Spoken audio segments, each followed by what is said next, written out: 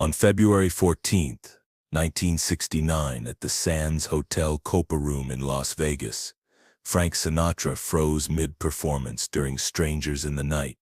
What happened next left 1,200 people breathless and changed how America understood the power of compassion forever. If this story moves you, hit that like button and share it with someone who believes in the power of human kindness. The spotlight caught Frank's platinum Rolex as he raised his hand to adjust the microphone, the $50,000 custom timepiece gleaming under the Copa Room's golden stage lights. 3 songs into his Valentine's Day midnight set, everything seemed perfect. The sold-out crowd was hanging on every note, champagne glasses clinked softly at intimate candlelit tables, and Frank's voice was in peak form, smooth as aged whiskey. But something in the third row made him stumble over lyrics he'd sung 10,000 times before. A young soldier in full dress uniform sat completely alone at table 7, staring intently at an empty chair positioned directly across from him. On that chair, a woman's elegant black purse, pristine white gloves, and a single red rose already beginning to wilt under the warm stage lights. But the most haunting part was yet to come. Frank's voice wavered on the line, "Something in your eyes" was so inviting because he could see this kid's eyes held no invitation anymore, only the hollow, distant stare of fresh grief. The soldier's hands trembled violently as he reached into his military jacket, pulling out a small, well-worn photograph.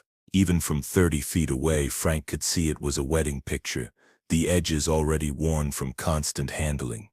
The orchestra continued playing their familiar arrangement, but Frank's attention was completely captured by this scene of private devastation playing out in his audience.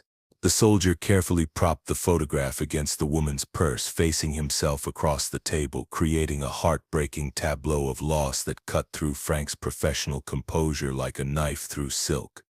Wait, this single detail changes everything you thought you knew about Frank. Instead of finishing the song, Frank did something that violated every rule of professional performance he'd learned in 40 years. He stepped away from the microphone mid-verse and walked directly off the stage. The crowd murmured in confusion as America's greatest entertainer abandoned his spotlight and made his way purposefully through the audience toward table 7. The soldier looked up, startled and wide-eyed, as Frank Sinatra, the chairman of the board himself, pulled out the empty chair and sat down across from him with quiet dignity. Up close, Frank could see the boy's eyes were red and swollen from crying. His dress uniform was the formal military attire worn specifically for funerals, and his hands shook so badly he could barely hold the wedding photograph without dropping it. "Son," Frank said quietly, his voice barely audible over the confused murmur of 1,200 waiting guests. "What's her name?"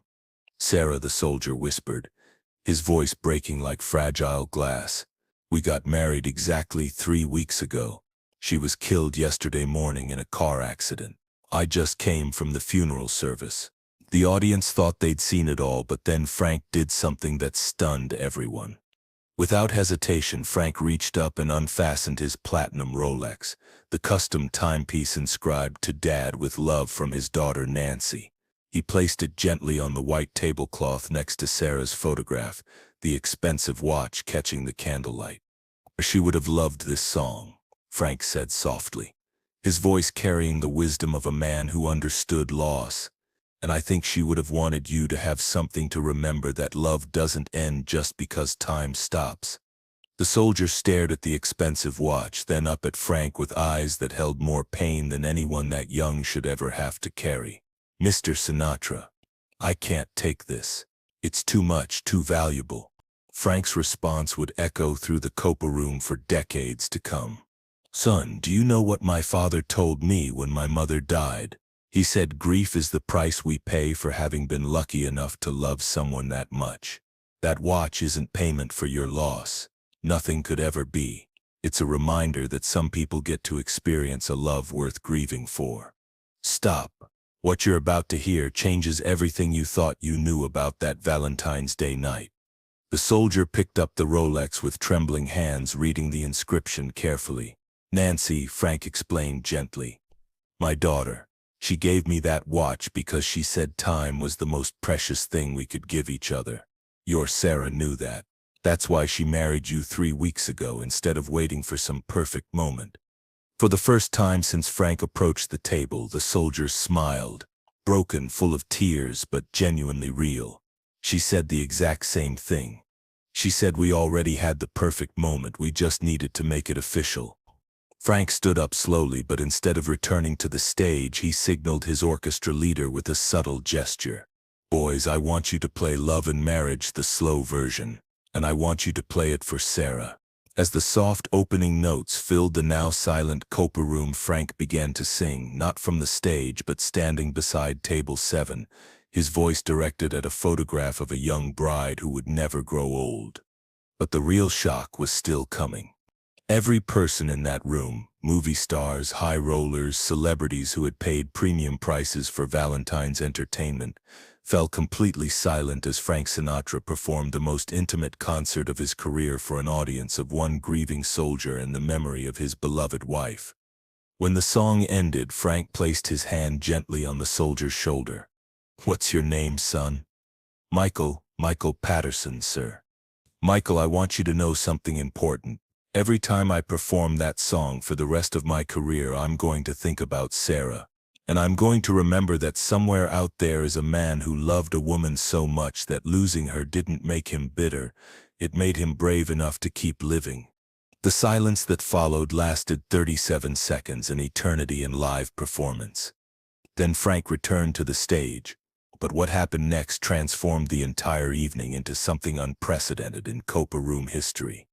Every song became a dedication to love in all its forms.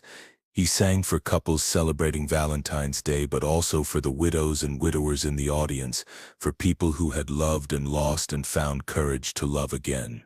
During My Way, Frank changed lyrics to include a verse clearly meant for Michael.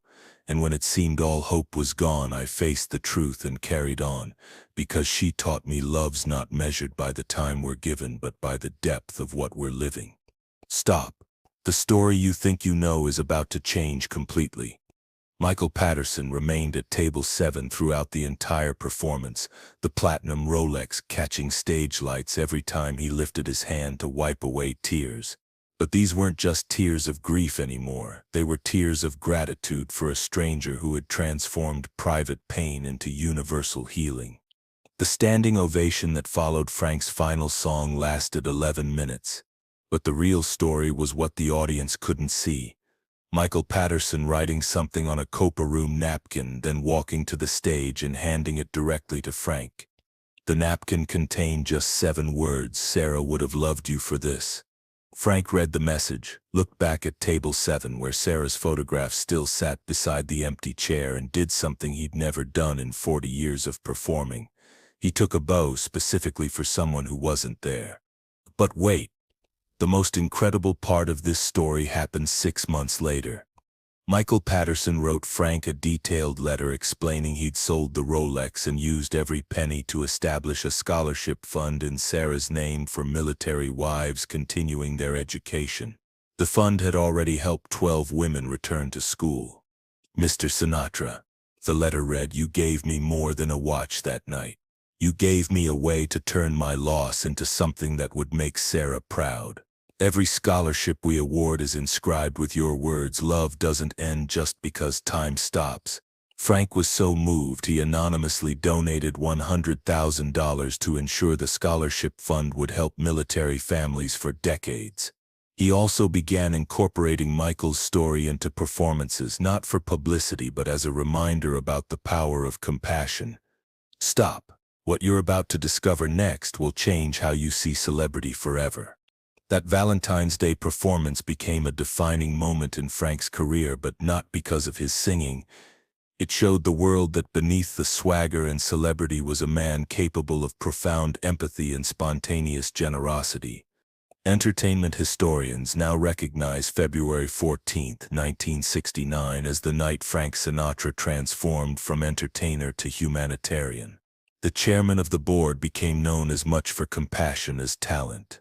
The story inspired other entertainers to use their platforms for personal kindness rather than just charitable donations. The idea that a celebrity could stop their own show to comfort a stranger became a new model for how public figures could make real differences in individual lives. Years later, the full impact became clear when Michael Patterson named his daughter Sarah Frances Patterson, the Frances honoring Frank Sinatra, who had taught him that love and loss could coexist, and that kindness from strangers could heal impossible wounds. But there's more to this story that will absolutely stun you. 3 years later, Frank received an unexpected visitor backstage at Caesar's Palace. Michael Patterson, now remarried to a compassionate nurse named Linda, had driven 12 hours from Ohio specifically for Frank's show. "Mr. Sinatra," Michael said confidently, "I wanted you to meet my wife and tell you something incredible that you need to hear." Linda stepped forward with gentle eyes. "Your act of kindness saved more than just his life that night." The revelation that followed would shake Frank to his core. After the scholarship fund started, Linda continued, the story spread through the veteran community like wildfire. Letters poured in from soldiers' widows, from people who had given up hope entirely. Your compassion became a lifeline for dozens of families. Michael showed Frank a thick folder of handwritten letters. "These are from people who heard your story. Veterans who decided not to take their lives because strangers could care that much. Widows who found strength because grief could be transformed into purpose." Frank's hands trembled reading letter after letter, stories of people at their breaking point until they heard about an entertainer who stopped his show to sit with a stranger's pain. Wait until you hear what happened next in Frank's dressing room. One letter from Vietnam veteran Robert Chen particularly caught Frank's attention. "Mr. Sinatra, I had the gun loaded and ready when my neighbor told me about Vegas. I put it away and went to the VA hospital where I met other veterans dealing with loss. We started a support group. 37 men are alive today because you showed us strangers can care." Frank had to sit down heavily. His spontaneous kindness had rippled outward, saving lives he would never meet. "There's more," Michael said quietly. "The scholarship fund has grown beyond our wildest dreams. We've helped over 200 military wives complete their education. We've created a network of families supporting each other through loss. We call it the Strangers in the Night Foundation." The foundation had become extraordinary, a nationwide support system for military families dealing with loss, funded by donations from people touched by the story of compassion in a Vegas nightclub. But the most incredible part was yet to be revealed. "Mr. Sinatra," Linda said, "there's something about Sarah, Michael's first wife." Michael's voice grew quiet and reverent. "Sarah was pregnant when she died. We were going to tell everyone after Valentine's Day when you talked about love not ending when time stops. You weren't just talking about Sarah, you were talking about the child we never got to meet." Frank felt unexpected tears welling up. The full scope of Michael's loss, wife and future family made his gesture seem more meaningful yet somehow insufficient. "Linda and I couldn't have children," Michael continued. "So we adopted 4 children, all from military families who lost parents in service. Everyone knows the story of the night Frank Sinatra taught their father that love doesn't die with time." Stop. The revelation that's coming next will change everything you thought you knew about the power of a single moment. Frank learned that his kindness hadn't just affected Michael or scholarship recipients. The story had become a modern parable about compassion. Military chaplains used it in grief counseling sessions. Hospital workers shared it with families facing loss. Teachers told it to students learning empathy. Giving away a watch had become a healing tool, reaching far beyond Frank's imagination. "Support groups are meeting right now," Linda explained, "from Seattle to Miami, where people share their losses and find strength in community, all because they heard about someone famous choosing to make someone unknown feel less alone." Michael pulled out something that made Frank's breath catch, a perfect replica of the original Rolex, commissioned by the foundation's board. "We wanted you to have this," Michael said. "It's engraved with names of every family we've helped. There are 847 names on that watch face, Mr. Sinatra. 847 families who found hope because you showed one soldier he mattered." Frank accepted the watch with shaking hands. The inscription read, "Time heals, love endures, kindness multiplies. The Strangers in the Night Foundation." But the evening held one more surprise that would leave Frank speechless. As Michael and Linda prepared to return to their seats for the show, Michael's youngest adopted daughter, a 7-year-old named Hope, approached Frank shyly. "Mr. Sinatra," she said in a tiny voice, "Daddy told me you helped him when he was very sad. I wanted to give you this." She handed him a drawing she had made, a picture of a man on a stage giving something to another man at a table with hearts floating around them. At the bottom, in careful child's handwriting, she had written, "Thank you for saving my daddy so he could save me." Frank knelt down to Hope's level, his voice thick with emotion. "Sweetheart, your daddy saved himself. I just sat with him for a little while." "But that's what daddies do," Hope replied with the simple wisdom of childhood. "They sit with you when you're sad until you feel better." That night's performance became one of Frank's most emotionally charged ever. Every song carried the weight of knowing that his voice, his presence, his simple human kindness had created ripples that were still spreading, still healing, still saving lives. During My Way, Frank dedicated the song not just to Michael and Sarah, but to all 847 families who had found their way back to hope through shared compassion. The standing ovation lasted 18 minutes, the longest of Frank's career. But as he took his bows, Frank's eyes kept returning to the Patterson family in the third row, to little Hope, who was clapping enthusiastically, completely unaware that she was witnessing the completion of a circle that had begun with tragedy and grief. Years later, when Frank would reflect on his career, he would say that the night he gave away his watch taught him more about the true power of performance than any concert hall or recording studio ever had. "Entertainment," he once told an interviewer, "isn't about making people forget their problems. It's about showing them they're not alone with those problems. Sometimes the most important audience is just one person who needs to know that somebody cares." The final chapter of this incredible story continues to unfold today. The Strangers in the Night Foundation now operates in all 50 states, providing support not just to military families but to anyone dealing with sudden, devastating loss. The original Copa Room table where Frank sat with Michael has become a pilgrimage site of sorts, visited by thousands of people each year who come to remember that in our darkest moments we are never truly alone. Frank Sinatra passed away in 1998, but the foundation established in honor of his spontaneous act of kindness continues to grow. Every year on February 14th, foundation volunteers gather at veterans' hospitals, grief counseling centers, and community support groups to share the story of the night entertainment became healing. The message remains the same as it was in that dimly lit Copa Room in 1969. Love doesn't end just because time stops, and sometimes the most profound performances happen when we step away from the spotlight and sit with someone else's sorrow, proving that in a world full of strangers, we can choose to treat each other like family. And in that choice lies the true magic of what Frank Sinatra understood, that Valentine's Day night, that the greatest songs aren't always sung, sometimes they're lived, one act of kindness at a time.